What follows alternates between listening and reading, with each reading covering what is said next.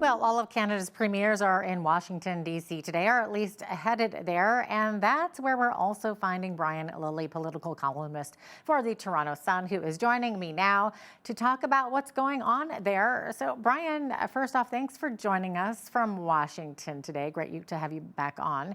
And I understand the goal of this trip with the premiers is basically an anti-tariff lobbying campaign? Yep. So they're all just trying to get in front of as many people as they can to try and make the point that these tariffs are bad for Canada, but they're also bad for the United States. Now, the one person that they really need to talk to, I don't think they'll be getting a meeting with, and that's U.S. President Donald Trump. Of course, Trump is committed to the idea of tariffs.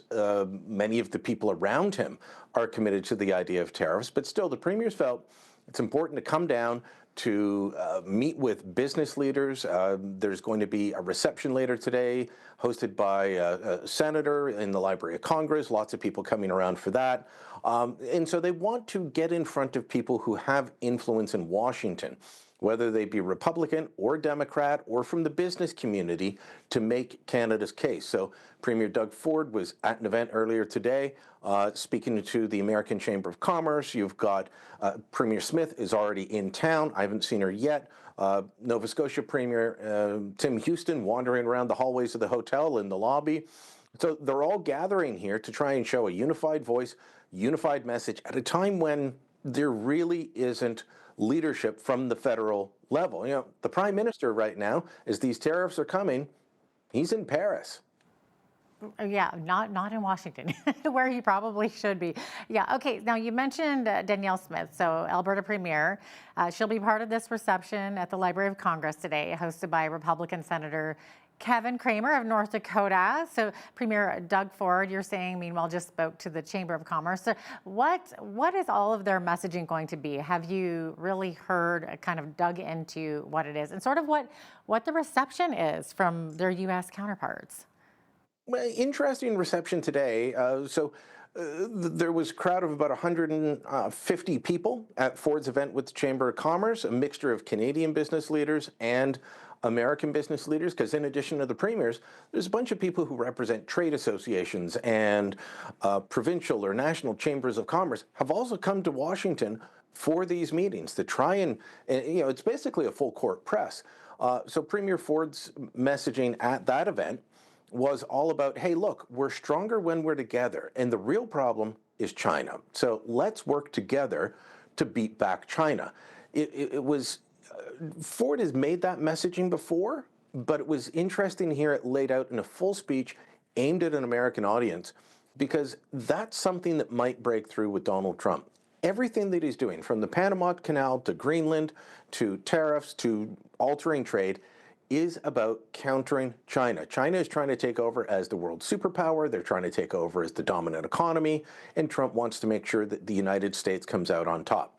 A lot of people will look at all these different things and say, none of this makes sense. It does when you look at it through the lens of China. You can agree or disagree with his actions, but everything he's doing is based on China. So smart messaging from Premier Ford on that front. Is it going to work? Again, there's an audience of one for this.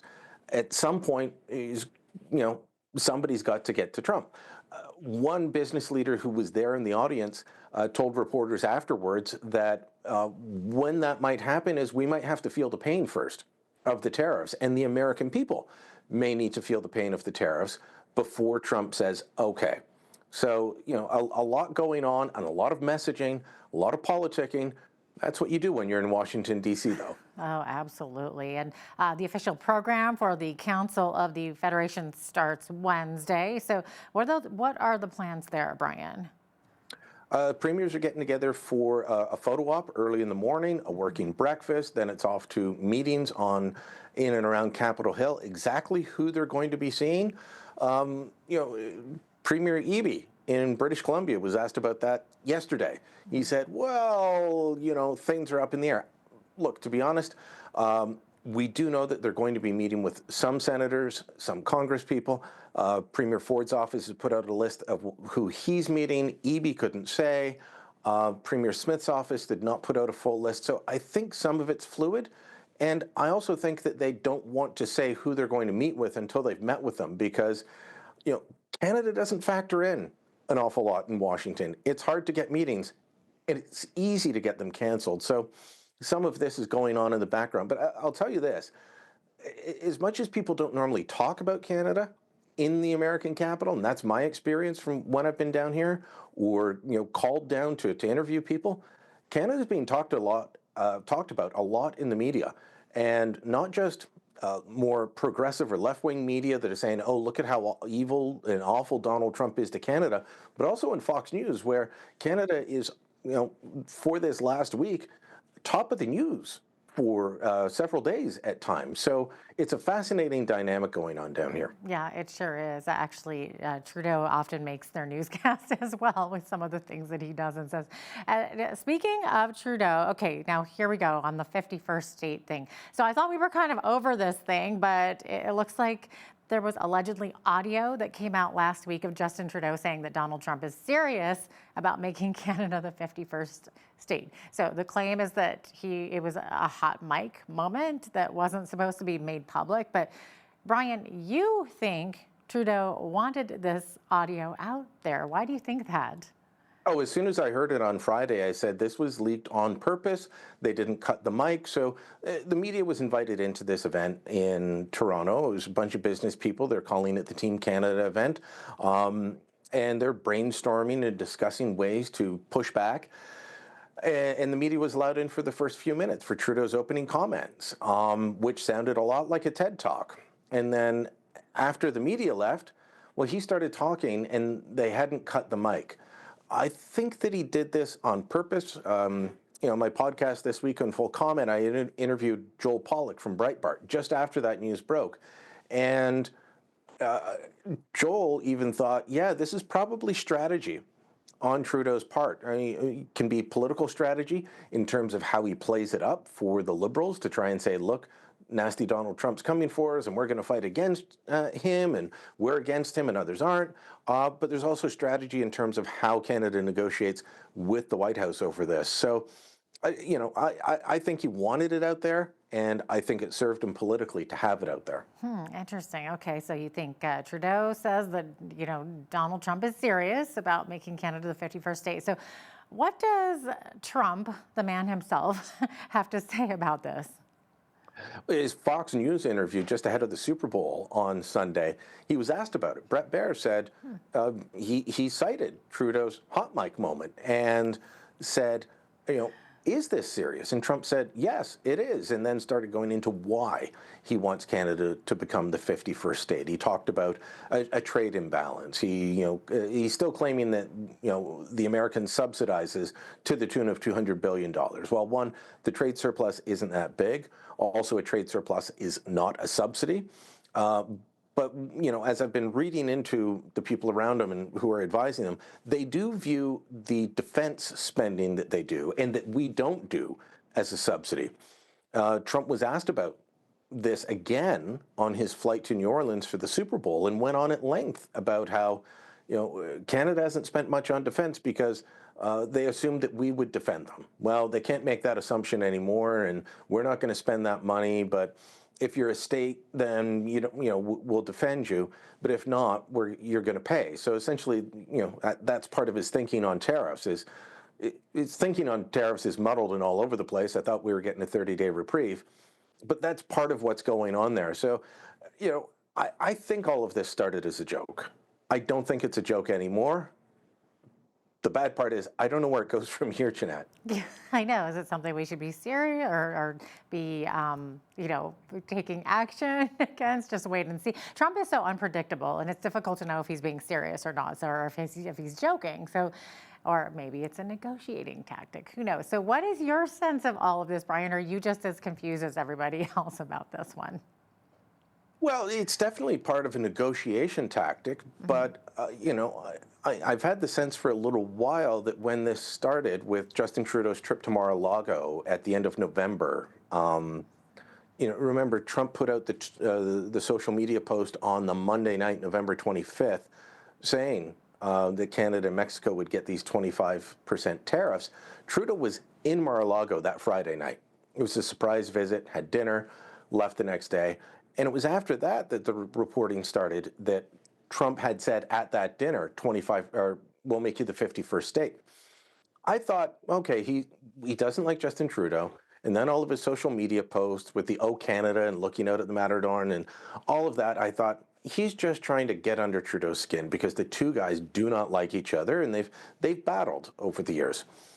But I think some point in December, Trump's thinking started to change, and I think he is leaning towards this would be a good idea. I think it relates to Arctic sovereignty, Arctic security, our natural resources. It's utterly bizarre that on the one hand he says we don't have anything that they need, and so he can just cut us off. And on the other hand, if he talks about us being the 51st state, he says think how beautiful the country would be. Think of all the resources we would have. So I think he wouldn't mind absorbing Canada into the United States, and that's the word he's using now. He's not talking about invading, but he started to use the word absorb. It would be a nice gentle merger. Polling shows most Canadians aren't for it. Unfortunately, most of the surge in Canadian national pride lately seems to be based on hating Donald Trump rather than national pride, because a little while ago, national pride we saw from polling and trying to cancel Canada Day and take statues down and names down, that was all driven by people who didn't have pride in the country. And now they have pride, but because of Donald Trump. It's a bizarre notion to me. Oh my goodness. Okay, well, as we all know, beginning of March, those 25% tariffs on steel and aluminum take effect, and that's right around the time that we could see more tariffs that Trump says are related to the border, and then there is possibly another batch of tariffs down the road. So it doesn't look like much of a reprieve for Canada, does it? No reprieve at all. So, we were told Inauguration Day would be 25% across the board tariffs. That didn't happen. Then we were told they're coming February 1st. And then we got a reprieve. He announced that they would, on February 1st, he signed the order, said they'd come in February 4th. Then he gave a reprieve, said at least 30 days. And then a week later announces 25% tariffs on steel and aluminum. But these other ones on absolutely everything could come back. And then there's the sectoral ones. I think Premier Ford put it best. The only certainty with Donald Trump is uncertainty. And this is part of his negotiating tactics. Keep you off balance so that you don't know what to say or do because you don't know what's coming next. We are, in a pretty bad spot at the moment when it comes to this because we are so reliant on the American economy. 76% of our exports go to one market. Be awful good if we had that Northern Gateway pipeline and maybe Energy East and Energy Saguenay and all these other projects approved at this point. We'd be far less reliant. It would still hurt, but we'd have a more resilient, diversified economy. Instead, we've spent 10 years trying to shut down our economy and just coasting on our relationship with the Americans. Now, Brian, you've been writing about Trump's tariffs and the potential impact on our economy, but you also say our own domestic policies can be job killers and we should worry about them as well. So what do you mean by that exactly? Well, canceling Northern Gateway, not approving Energy East, passing Bill C-69. I know liberals like to say, oh no, the Trudeau government didn't kill Energy East. The company said it wasn't economically viable. Well, why wasn't it economically viable after years and years of work? Quite simply, it's because the government put too many roadblocks in the way. They made it unpalatable for the company. They gave Quebec social license. They said you will have to account for upstream and downstream emissions, something no pipeline had ever had to do. They changed the rules time and again. And then once that was gone, they passed Bill C-69. You look at what Mark Carney's trying to bring in. He announced that he's going to get rid of the consumer carbon tax. But then he said he will increase the price and tighten up the regulations around the industrial carbon tax. Who will that apply to? The steel industry? The aluminum industry? And do you think that's going to hurt jobs? Do you think it's going to make it easier for the steel plant up in Edmonton or the one in Regina or the two in Hamilton and Sault Ste. Marie or just south of Montreal? You think it's going to be easier for them to keep going? This is going to kill jobs as well. And then he wants to put on a carbon tax at the border, a carbon tariff. What will the reaction be here in Washington if the Canadian government, and Mark Carney's going to sail to the Liberal leadership and become PM, if the Canadian government suddenly says, your climate plan's not good enough. So we're slapping a tariff on everything we import from you related to climate. On the one hand, we're saying, get rid of these tariffs, they're going to kill our jobs. On the other hand, you want to put one on for climate and increase the taxes on the very industries you're now trying to say you want to save. It makes no sense. Absolutely no sense. But some Canadians seem to think it's fine if a Canadian government tries to destroy our industries, but it's bad if an American government does. I think it's bad for both. Yeah, interesting. Now, you mentioned pipelines earlier, and we've seen over the past several weeks many liberals speak about how we possibly do need pipelines. After all, going to Tidewater and pipelines going across the country from west to east. But the Trudeau liberals aren't fully there with embracing that whole oil industry, are they? No, they're really not. I mean, they've spent the last decade trying to kill it off. I don't think that we can believe that they're trying to revive it at this point. They're saying lots of nice words, but if you brought in the tanker ban on the West Coast, if you brought in C-69, if you brought in the just transition, the emissions caps, go on and on and on, are you really the person that is going to be believable in terms of saving this industry now and having a conversion on the road to Damascus? I'm not believing your conversion. No, I think it's false. I think you're saying nice words because you want to try and get reelected. Okay. We're out of time here, but Brian, thanks so much for joining me today and enjoy your time in Washington. Thank you.